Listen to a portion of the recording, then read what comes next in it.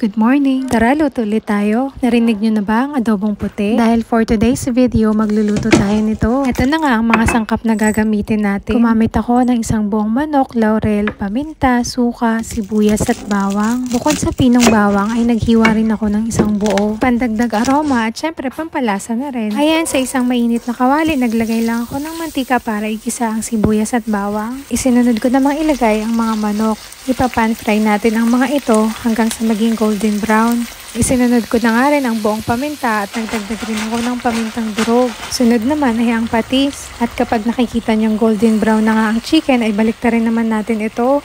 Ilagay na rin pala natin ang muntik ng makalimutang dahon ng laurel. Tapos syempre ang asin, ako mas gusto kong medyo maalat ito. Takpan natin at iluto ito ayon sa gusto nating lambot. Parehong-pareho nga ito ng nakasanayan nating adobo, yun nga lang wala itong toyo. At dito sa adobong puti ay medyo maraming bawang na